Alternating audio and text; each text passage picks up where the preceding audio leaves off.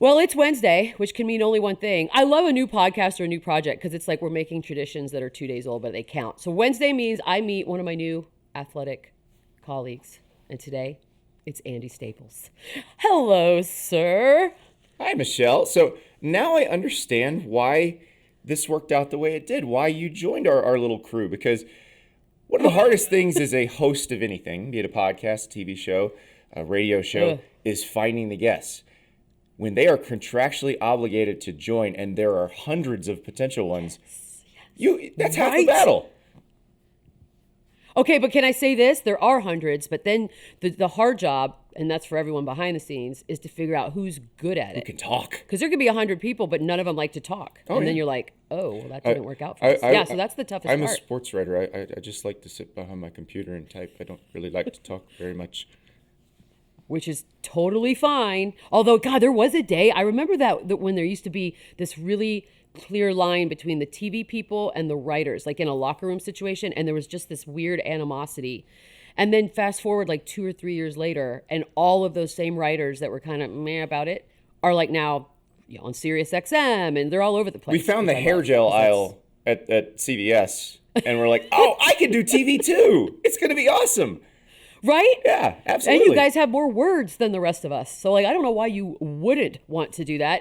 So you're the host of Ass, which is obviously the Andy Staples show. I hope that was on purpose. Oh, it was. So my mom originally was going to name me Andrew Seth Staples. She loved the name Seth, not enough to make it my first name, but she was going to make it my middle name. And then she had a vision while she was pregnant with me of what I might look at. This is my maybe the whitest story ever. She had a vision of what it might look like if I was ever wearing a monogram sweater, and decided, no, his middle name is not going to be Seth anymore. And so I have never owned a monogram sweater, by the way. Never in your life? No. Not even as a joke? No. I feel like I don't feel like I'm a monogram sweater kind of guy.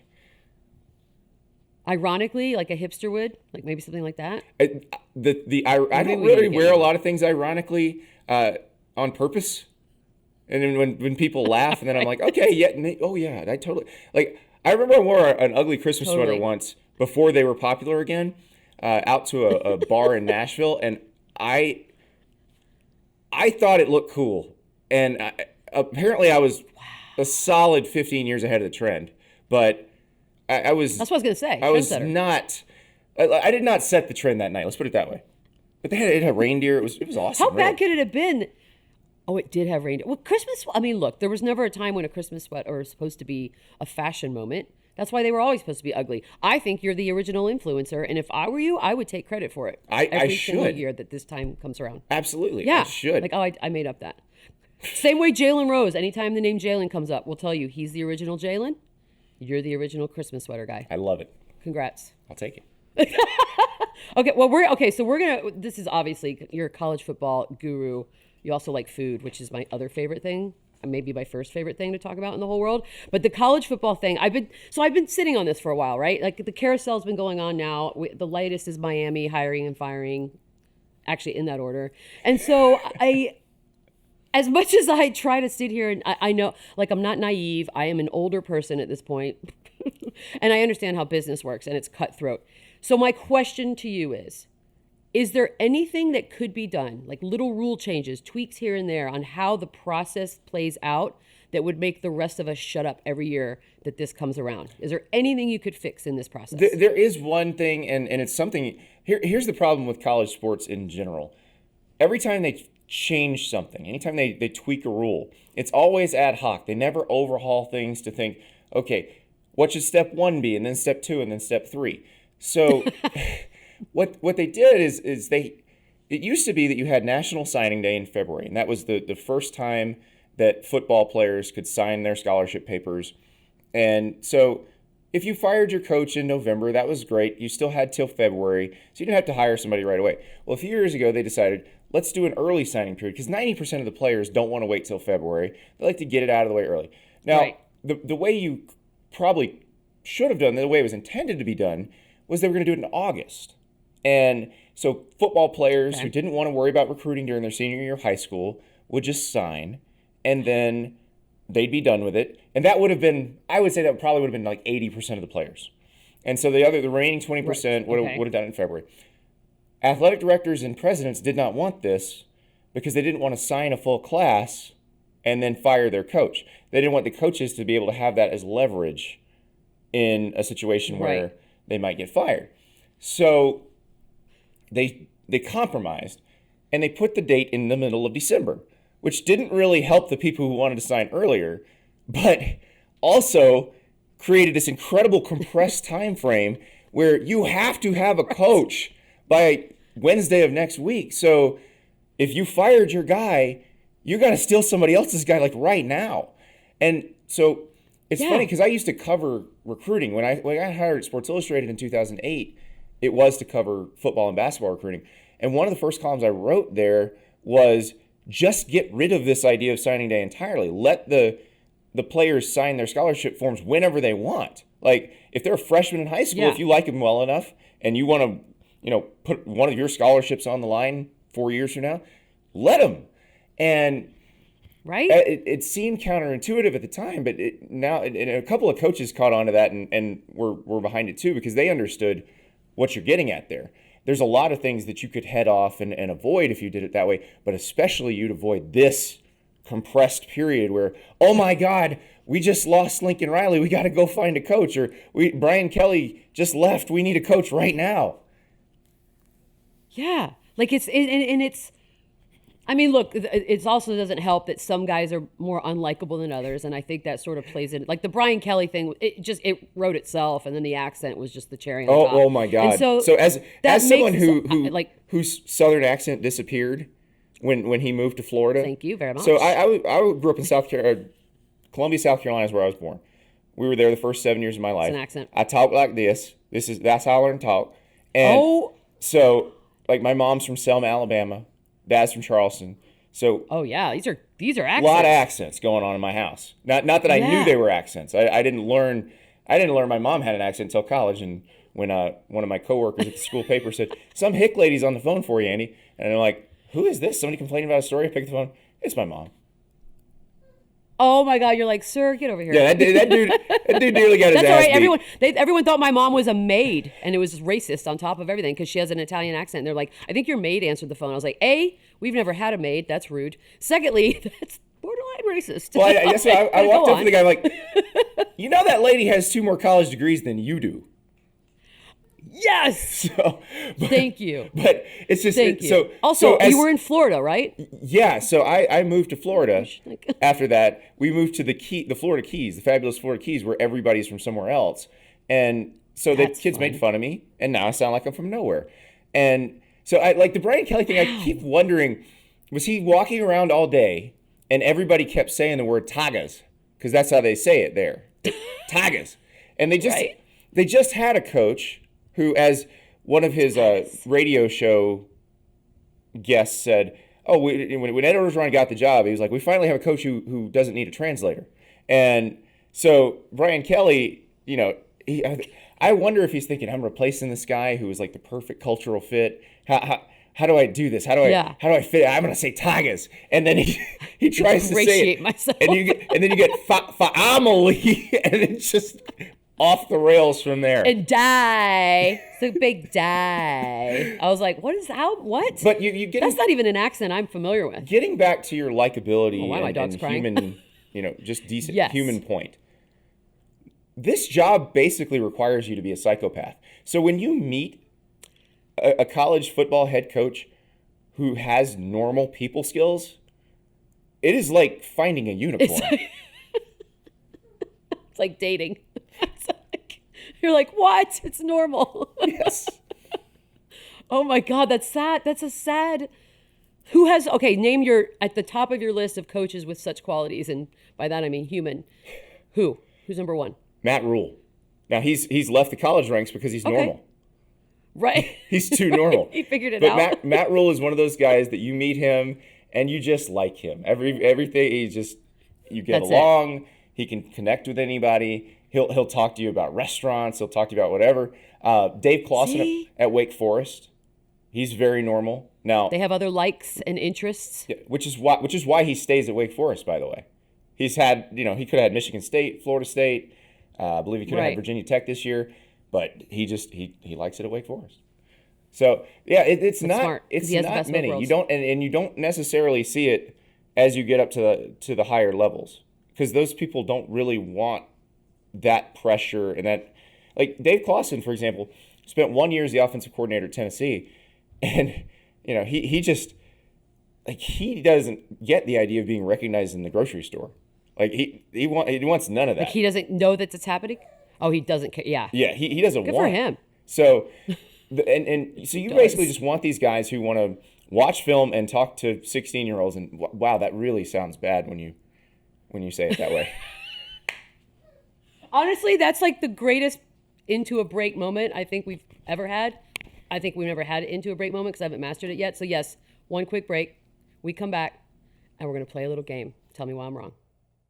So welcome back. We just finished talking about humanity in college coach ranks, which I thought was awesome. But I want to play a little game called Tell Me Why I'm Wrong. And I feel like we've got a few of these. So I'm going to start off with, you could tell me why I'm wrong. I'm just going to say them. I may or may not believe them, but I probably do. Number one, Cincinnati is the only redeemable team to root for. You don't like Georgia with its walk-on quarterback, walk-on safety, and the other 20 guys were 5-star recruits that are just better than everyone else. Let's see. Michigan, I mean, Jim Harbaugh took a pay cut to keep his job and then led them to the promised land. Let's see. Okay. Alabama has the best of everything and the best coach. Oh, wait. Okay, no. It's no underdog quality. And trying to be the underdog. Well, they were the You saw what happened when they were actually the underdog. I was listening to you guys the other day, and you were talking about Nick Saban kind of ginning up the false outrage of being the underdog. That wasn't false this week. It was the first time in 92 games he didn't have to make something up to make them think that the world was against them. Like I'm on a supercut. But yet, why did it still feel like I'm on a supercut for my show going, Georgia's going to beat them. They cannot win. Like, which I've never said about Alabama. You really did think that? Yeah. See, there's something about Saban. He's like a Belichick. Like there's. Oh well, I mean, they just somehow figure it out, and I mean, it makes sense. They're like soulies. Yeah. Okay. So you're no. The only reason you're saying Georgia is because you were a walk-on, right? Yes. And you did that. Yes. I love the walk-ons. Yes. So your heart. Yeah. No, but Cincinnati's fun to root for. Luke Fickell's fun to root for. He's an interesting cat. I mean, he was the head coach at Ohio State for like 7 months and hated that situation so much and that experience so much that he had basically decided never to be a head coach again. He was just going to be a linebackers coach. God, everybody's going to leave him alone. And then he went to a coaches convention or a coaching clinic a few years ago, and he sees Mark D'Antonio, his old boss. And D'Antonio goes, you're good at this. You could be a head coach. He's like, no, I hate this. I don't want to do it. And so he gets talked into it, takes a Cincinnati job, and here they are, the first Group of 5 team in the playoffs. So I do think, and I want that game to be competitive. You know, because everybody's like, well, they're just going to get blown out by Alabama. I was like, well, how would that be any different than all the other teams Alabama's blown out in the semifinals over the years? So they did it to Notre Dame. They did it to Clemson when Clemson was a number 1 seed. I mean, it's not like that would be an unusual result. But I personally would love to see Cincinnati give them a great game. If they can beat them, great. This is the underdog story. Yeah, or just make it. Because they make us wait so long for the next set of games. So by the time you get there, you're like, oh, and then just make it fun. Just make it something that we don't want to turn on something else to watch because it's so depressing. All right, number 2. An 8-team playoff is too many teams. No, it's not. I think you can go up to 16 before you get to too many. 16 might be too many. But anything more than 16 is definitely too many. But you want to keep people engaged. You want people having fun. You want all parts of the country to feel like they're part of this kind of national cloth. And right now, the West Coast is not involved. You know, I guess if Lincoln Riley does some stuff at USC, then maybe they will be able to get into the mix out there. But he hasn't won there yet? I couldn't tell by that contract. I thought he already won 75 0 wins championships. at USC. But, he had some wins. That's crazy. And apparently he's got some song girls and band members playing for him while he tries to talk. And Please Google that, ladies and gentlemen. Yes, it is. Please Google that. It is everything you could ever want. I love the Yeti branding because when I think USC, so subtle. and the folks who can afford to go to USC, and Well, they can afford Yetis, but I'm not picturing a bunch of outdoors people. I'm just throwing it out there. It looks like a public access, like community college advertisement. And for it to be in Los Angeles, Hollywood, California, with the millions and millions of dollars given to them by like Hollywood donors, that's what we got. I need people to watch it. You know what it looks like? It looks like a game show in a Kevin Smith movie. Yes. The game show in Mallrats is essentially what this is. So bad. It's amazing. It's amazing. All right, number 3. No one deserves the Heisman this year. That's untrue. The guy who deserves the Heisman is named Will Anderson Jr. He's an Alabama. They call him a linebacker. He's really a defensive end. He's a pass rusher. Edge rusher is what the draftniks would call him, and that's what they will call him when he goes number 1 in the 2023 draft. But he's the most dominant edge rusher in college football in 25 years, 30 years. Dang. 31 and a half tackles for loss. I think he wound up with 15 sacks or something like that. He was the most consistent player for Alabama, the best player. There were a few games where he basically saved Alabama's defense. Alabama's in the playoff because of Will Anderson. They're also in the playoff because of Bryce Young, their quarterback, who is actually going to win the Heisman.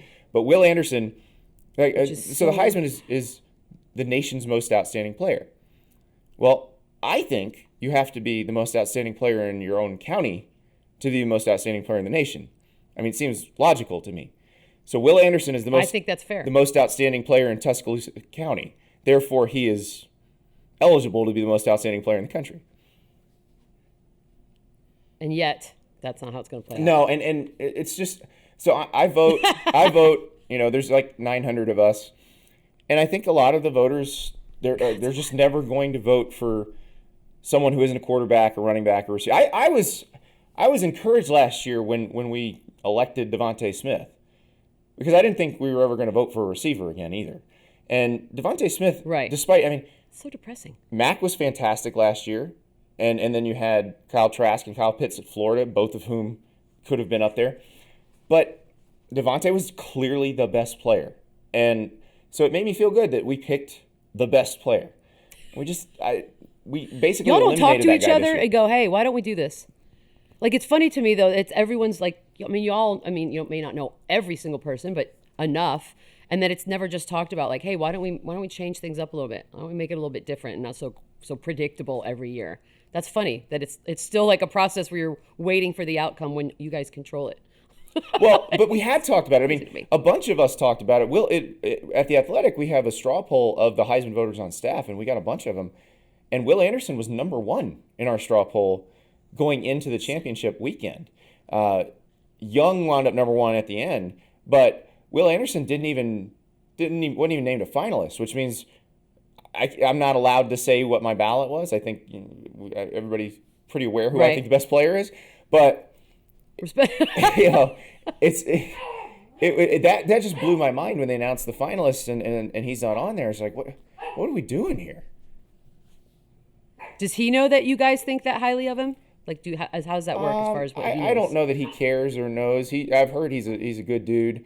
I think he's concerned about making sure he's the best, most draftable prospect when he's eligible to be drafted, and he's doing a damn fine job of that. Yep. And it's what's interesting is it may come down to Will Anderson and Bryce Young for the top pick in the 2023 draft. You know, Bryce has to overcome the Kyler Murray height thing, but he has everything else.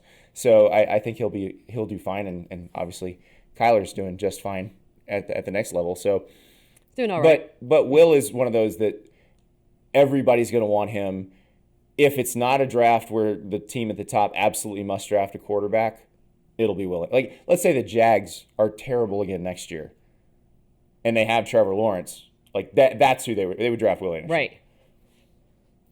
Oh, that'd be so. Oh, you know what? Keeping with Heisman, the fourth one on this little section is winning the Heisman is actually, in the long run, the kiss of death for a long and illustrious NFL career. Yeah, it has not been very good. Now, I also think that's position specific. Like, if a guy like Aiden Hutchinson from Michigan or Will Anderson won it, I don't know that it would. They seem more recession-proof in the NFL, if that makes sense. You know, the position they play, Yes, okay. what they do in college translates better to the NFL, where it's sort of an apples to apples thing. If you can do this well in college, you will do this well in the NFL. Quarterback, it's more of a crapshoot because Right. the offenses are different. The game is different. You know, I could do the most boring podcast in the world and may do it someday about if, you know, why the games are so different because the hash marks are different widths. Like for a quarterback, that's a huge deal. Wow. And so, but for an edge rusher, for an offensive tackle, for that type of person, if you're good at this stuff you're supposed to do in college, you're usually going to be good at it in the NFL as well. All right. That's the first half. Believe it or not, there's a second half where we get to some of the really important stuff, like condiments. Quick break. We are back. It's Tell Me Why I'm Wrong. I feel like I was wrong on almost everything. Kind of the last one, maybe not. But this first one is very Michelle Beadle specific. I will get John and Jim Harbaugh right once and for all. Yes, you will. Because John is in the NFL, and he is the less combustible, I think is the word I would use. Yeah, it's so funny He's the because quiet they one. seem so different to me, and I bet if I got them in a room together, I'd realize they're probably not that different. But they seem so different to me that I can't possibly mix them up because they don't seem anywhere near the same person. Again, if I got them in the same room, I'd feel I think it's the names. Oh, I know. I know. I know in my mind, and I'm like John and Jim, Jim and John, John and Jim. Oh, why didn't they just name them completely different names? Jim has been such just a bad at lightning that. rod in college football for the last 6 or 7 years that he's an outsized figure in the game. Even though it's funny because he wasn't doing a lot of the tweeting stuff and the sleeping over at recruits' houses and all that stuff. He wasn't doing any of that the last few years. He wasn't talking any trash. Because he's smart enough to know that if you're not winning, you can't do any of that stuff. And if you're not beating Ohio State. It doesn't work anymore. Yeah. But the second he beats Ohio State, he's talking trash. It was great. He came right back. But, like, I can't imagine. I mean, because you know how hard that is? Yeah. Like, he had to bite his tongue and then was just waiting. And the minute that just just go. Now you can talk whatever you want. At least you bought yourself, what, a couple years worth? Yeah. But I can't imagine John doing that about, like, Mike Tomlin. Although, God, that'd be so much fun if they did. Absolutely. If they did do that, I would love it. Or Stefanski. Yeah, John and Jim and John. Jim is tall. Like, it's just, I'm an idiot. That's what it is. All right, college coach buyouts are actually worse than the contracts themselves. Oh, 100%. 100%.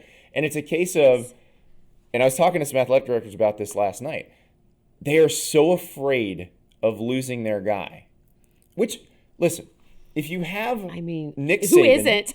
Yeah, just kidding. But and that's what I'm getting to. It's actually very similar to the dating world, I think. And it's a matter of not understanding replacement value. And I think there's a lot of athletic directors and a lot of significant others who don't understand the concept of replacement value. And basically, what that means is... So romantic. Right. If you lost this person, could you replace them with someone as good or better, like, within 2 minutes? And that is... Yeah, I think the baseball... Are you listening? The baseball stat heads get this. Like, the wins above replacement stat. Right. But there's no wins above replacement in yeah. dating, and there's no wins above replacement in college football coach hiring. And so, like, if you have Nick Saban, then absolutely. Have the biggest buyout in the world, because you're probably not going to fire him. And it is a disaster if you lose him. It's a complete disaster. It's the ones where the coach repeatedly goes 8-4 or 7-5, and they have a buyout that guarantees them like 75% of the money remaining on their contract, and their contract is 5 years out. Yeah. Like, it's insane to me. That person can be replaced very easily. Yeah. But the AD's like, I can't lose that person. I can't have chaos. What? I've never... I mean, it's a beautiful thing, and we should all be so lucky that once we leave a job that we all get 75% of our salaries before we leave. But it's bad business. It looks like bad business, and it happens over and over and over. Like, if I was a dude that could be in the college coaching ranks, I would shoot for that just so I could be bought out. Oh, because then I get all that money and I don't have to do anything. It's my dream job. It's brilliant. My dream job is to be good enough to get one of those jobs and then get fired. It would be amazing. Those are my goals. Well, at least you could maybe do it. If I did it, it would just be historic. And the problem is you have to do a lot of sitting around watching film for 16 hours at a time. I asked I try to remember. It might have been Mario Cristobal, actually. I asked him, like, at what point, what do you guys do? Like, when you've been here for 23 hours and you're just watching film over and over, like, at what point do you just look at it and go, I'm not getting any more out of this? And he's like, no, that's it. That sounds logical, but that's just not how we work. How is that not how it works? Like, look, even if I just have like a Sports Center on a loop, once it goes through the loop once and it comes back around, I'm like, nah. But Michelle, again, maybe that's why we grew up in the same generation, though. Like, I was the right. I was the person the kid who put Sports Center on at 6 a.m. when I got up, and it would just run through noon. Like all the way. But right. that was before then YouTube. Maybe it's our phones. Yeah. It's our phones, YouTube, like everything's just, I can look it up now. I can watch the USC whatever girls. I don't know what they're called. Number 3, Nick Saban is some sort of a witch or warlock. He's a wizard. No question. True or not. No question. And like he every time you think that the game might get him, he's 70 years old now. And you think there are big changes going on in the sport. That's gonna stop him. He seems more invigorated now than ever. And I'm convinced it's because you have all these changes in the sport, like NIL, which means players can go do their commercials and stuff. And so Nick Saban will always complain publicly about things that are changing, and then behind the scenes will figure out how to turn all of those things to his advantage. Like, it's impressive. Years ago, all these coaches were doing these up-tempo offenses, and it would be snap the ball, run the play, hop on the ball, run the play. And it drove Nick Saban crazy. He had a defense that was giant. Like, he had a 360-pound nose guard. He had a 265-pound middle linebacker. His defense was not designed to stop these people. And so he gets up in a press conference, and he's complaining about it. What Hugh Freeze was running at Ole Miss and what Kevin Sumlin was running at Texas A&M. And he goes, is this what we want football to be? And everybody thought he was bitching. He was legitimately asking the question. And then he was warning us at the same time. Like, maybe he just put the emphasis on the wrong syllable, because he was really, yes. Is this what you want football to be? Oh, it is? Okay, that's cool. Well, then I'm going to do it with much better players. But that's who what he you is. Want? Are you sure?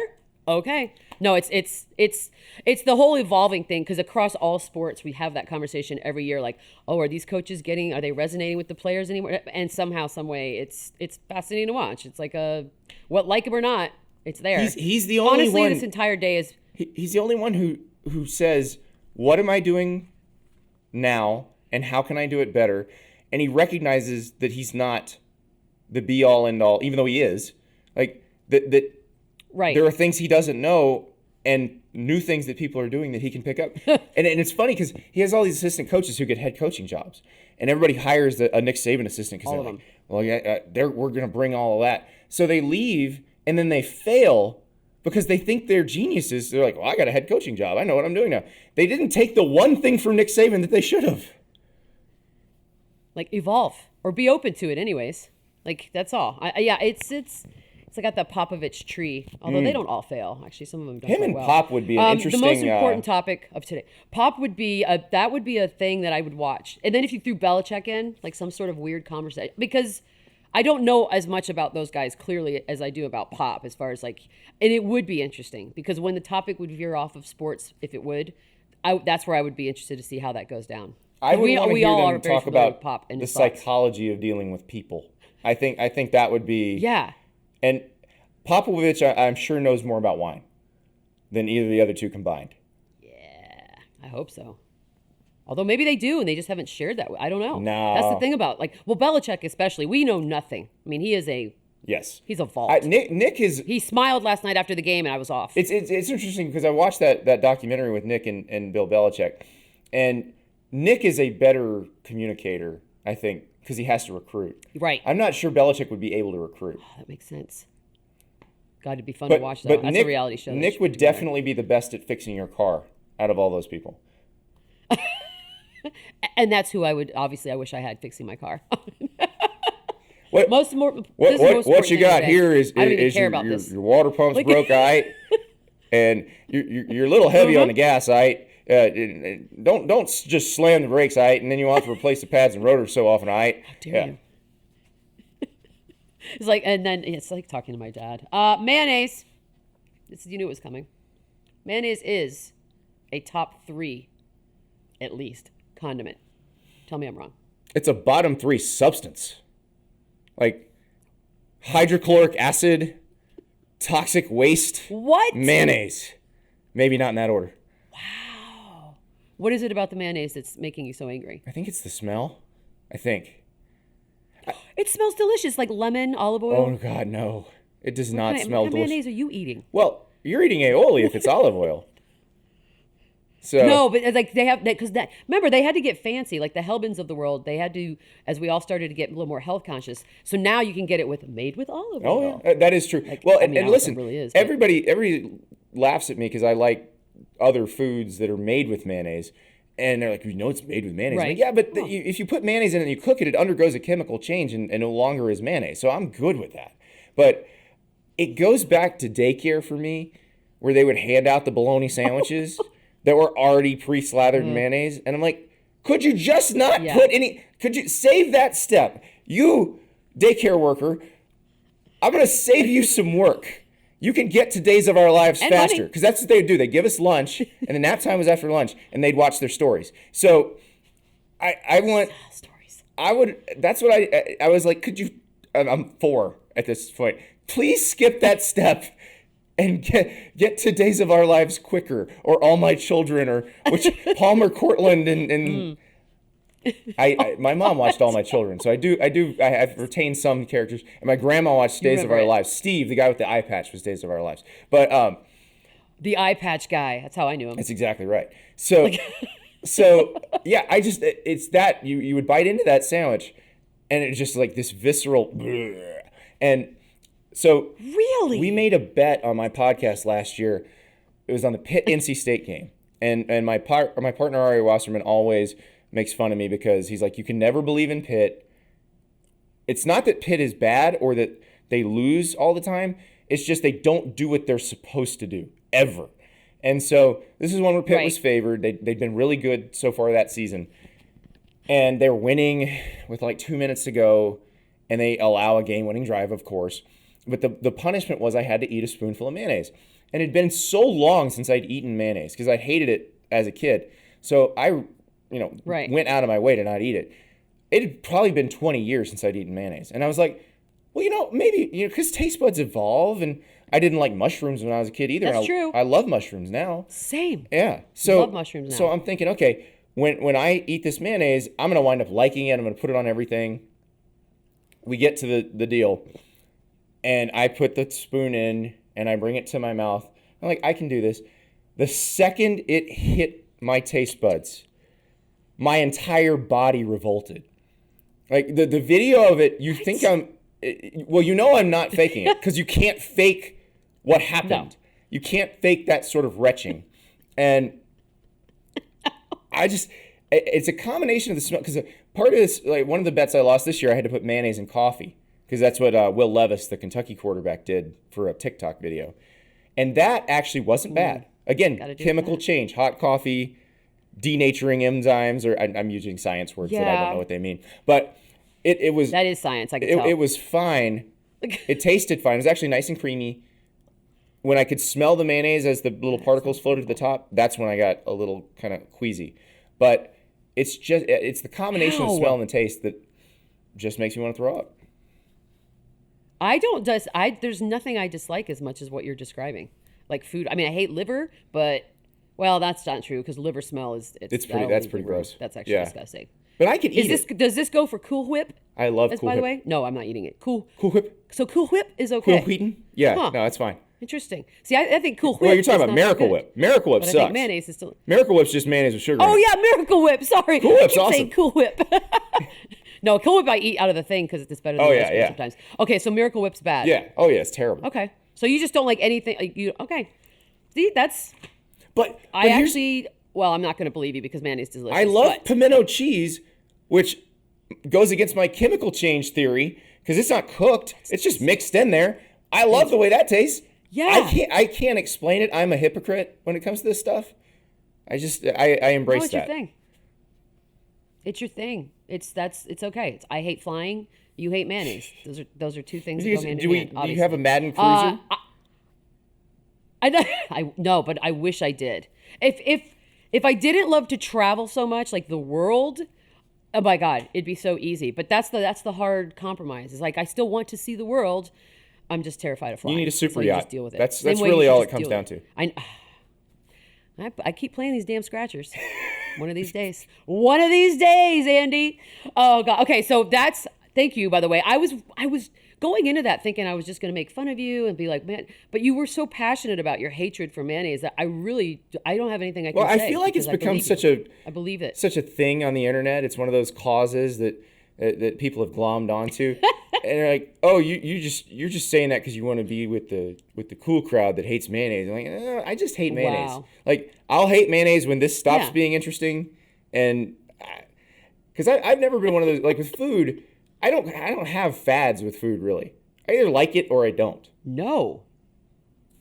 That's it. And there aren't a lot I don't like. Really, there are not. No. Like I love food. Mayo, raw onions, I love and food. like the one that bugs me the most that I don't like, raw tomatoes. It kills me that I don't like raw tomatoes. That's a man thing. You know, like I've met more men who don't like tomatoes. And it's funny because for your prostate, it's good for the lycopenes and tomatoes are good for you guys. Absolutely. You're supposed to eat them. And for some reason, that's like I grow tomato. Like I love tomatoes. And I cook with tomatoes. I make all kinds of things with tomatoes and I love them. Yeah. And I think that's a texture thing for me more than anything else. What about a hamburger? You don't put tomatoes or onions on a hamburger? Oh, God, no. I put extra bacon on my hamburger. Oh, you murderer. Andy, thank you for doing this. I would like to do an entire condiment special with you one day. Like we just sort of maybe find, because they've done some things in mayonnaise. There's some truffle mayonnaise. There's some good stuff out there happening right now. Mayo chip and mayostard. Yeah. Yeah, that doesn't even. Those are things. They sell those. Yeah. Mayostard? The mayonnaise ketchup combination, which by the way is basically Thousand Island dressing. Yep. Secret. Hey, McDonald's, we figured it out. Yeah, no, it is. But I just love mayonnaise. Mayonnaise and fries, like mayonnaise and mayonnaise. Yeah. Mayonnaise and mayonnaise. Your show is called Ass. Tell them about it, where you find you. How do you do this? It's pretty much ass. I mean, that's an accurate description. You can find it anywhere you enjoy your podcasts. Apple, Spotify, you name it. Yes. And YouTube. We're doing most of them on video now, so unfortunately you have to look at us while we do it too. But no, it's awful. It's a fun show. We talk college football. We're getting out of season. We don't stop making millions of episodes. We just ramp up the condiment conversation for the next 9 months.